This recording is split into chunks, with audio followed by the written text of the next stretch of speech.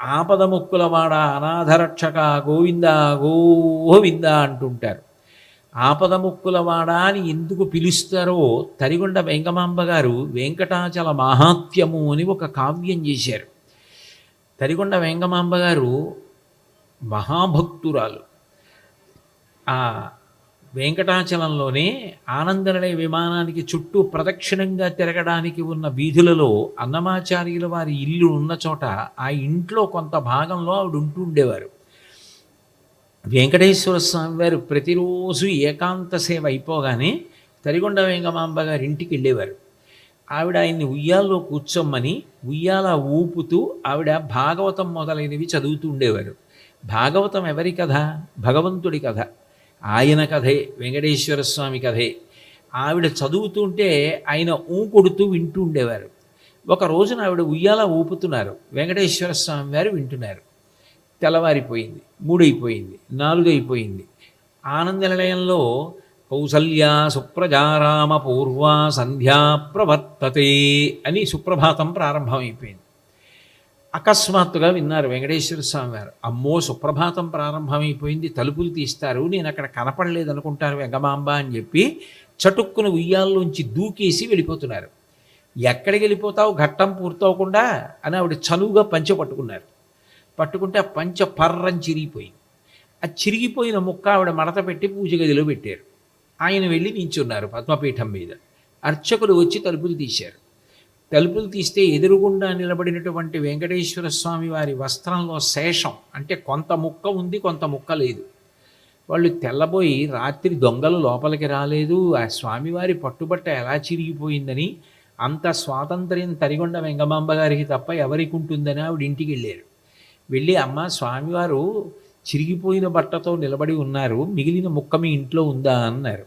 తెల్లవారే వరకు భాగవతం విని తెల్లవారిపోయిందని చటుక్కున పారిపోతుంటే పట్టుకున్నాను, పంచె చిరిగిపోయింది, ఆ ముక్క లోపల పూజ గదిలో పెట్టాను, పట్టుకుపోండి అంది ఆవిడ. అంటే ఆవిడికి వెంకటేశ్వర స్వామి వారితో అంత చనువు. తలుపులన్నీ వేసేసిన తర్వాత కూడా జ్యోతిస్వరూపంగా ఆవిడ ఆనంద నిలయంలోకి వెళ్ళేవారు. వెళ్ళి ఆయన అలంకారాన్ని అంతటినీ కూడా మళ్ళీ తీర్చిదిద్దుతూ ఉండేవారు.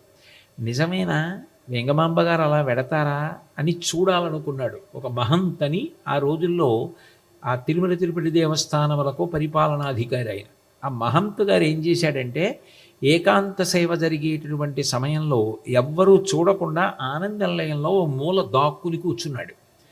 అర్చకులు అనుకున్నారు సమయం అయిపోయిందని ఏకాంత సేవ చేసేసి తలుపులు వేసేశారు. ఆయన లోపల కూర్చున్నాడు. వస్తుందా వెంగమాంబ గారు చూద్దామని.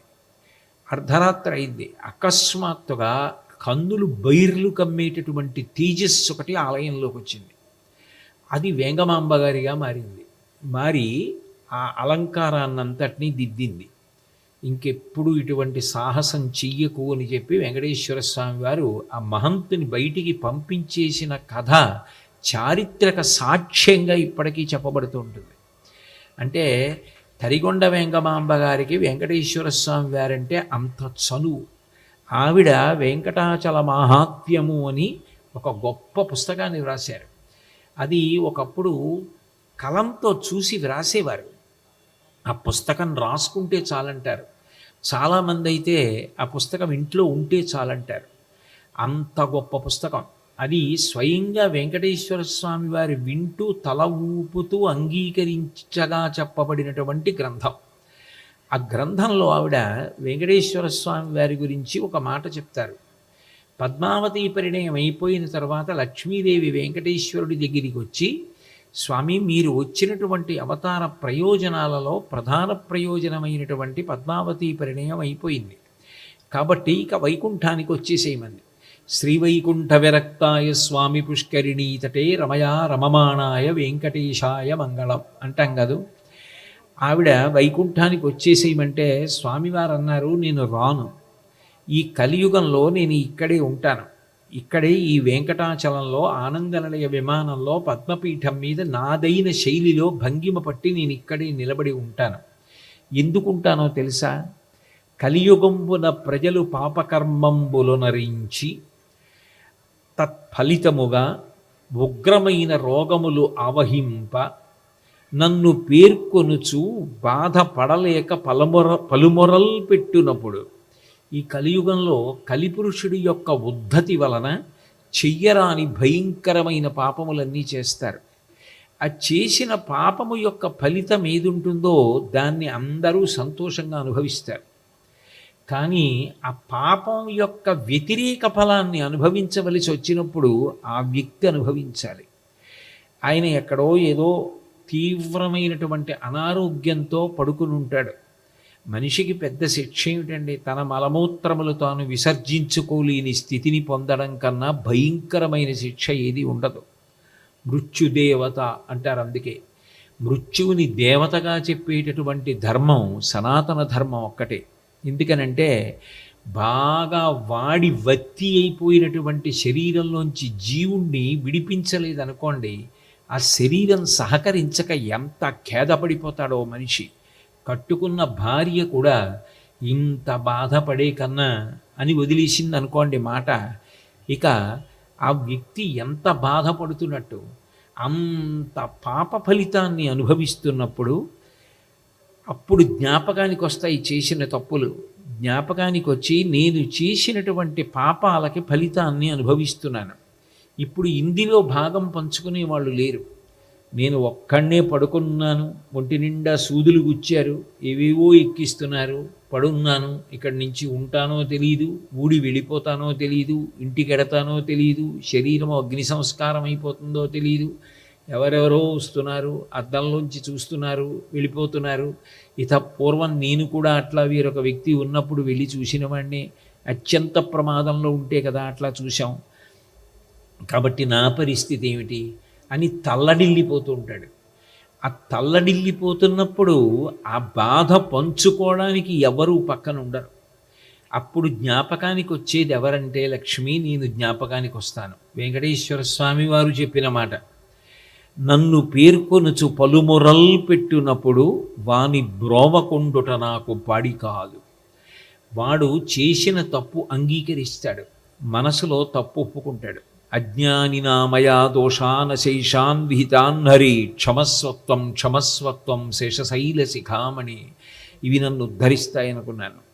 ఉద్ధరిస్తాయనుకుని చెయ్యకూడని దోషాలు చేశాను, ఇప్పుడు కట్టి కుడుపుతున్నాయి, నేను తట్టుకోలేకపోతున్నాను, స్వామి నా పాపాలు మన్నించంటాడు.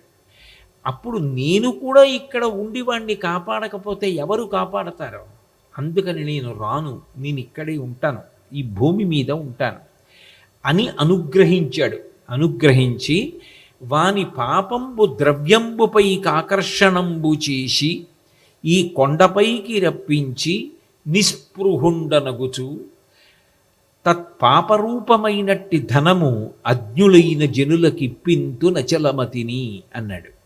మరి వాడి పాపాన్ని క్షమించడానికి ఏం చేయాలి అంటే, ఏ డబ్బు కోసం ఇన్ని పాపాలు చేశాడో ఆ డబ్బు నేనే పట్టుకొచ్చి స్వామి హుండీలో వేసేస్తానయ్యా అని వాడితోనే అనిపిస్తాను, నిలువు దోపిడీ ఇచ్చేస్తానని మొక్కుతాడు.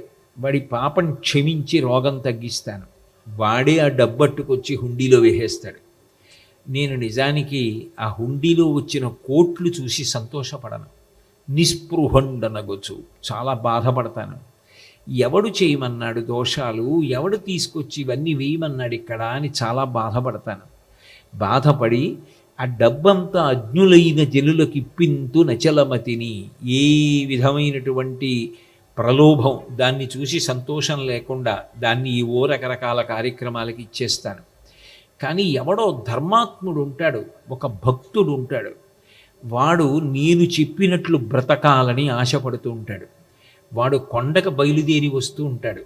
నాకు పరమ సంతోషంగా ఉంటుంది లక్ష్మి, నేను ఈ విషయం నిజమా కాదా అని అనుమానం వచ్చింది. నాకు అనుమానం వచ్చి నేను తిరుమల తిరుపతి దేవస్థానాల్లో నాకు బాగా సన్నిహితులైనటువంటి కొంతమంది ఆ అర్చక బృందం వారిని అడిగాను, నిజమేనా అని. అడిగితే వాళ్ళు నాతో ఒక మాట చెప్పారు, ఒక్కొక్కసారి మాకు అకస్మాత్తుగా వెంకటేశ్వర స్వామి వారి ముఖం ఎంతో సంతోషంగా కనపడుతుందండి, సుప్రభాతం చేయగానే మేము అప్పుడు అనుకుంటాం ఎవరో భక్తుడు వస్తున్నాడు కొండకు అనుకుంటాం.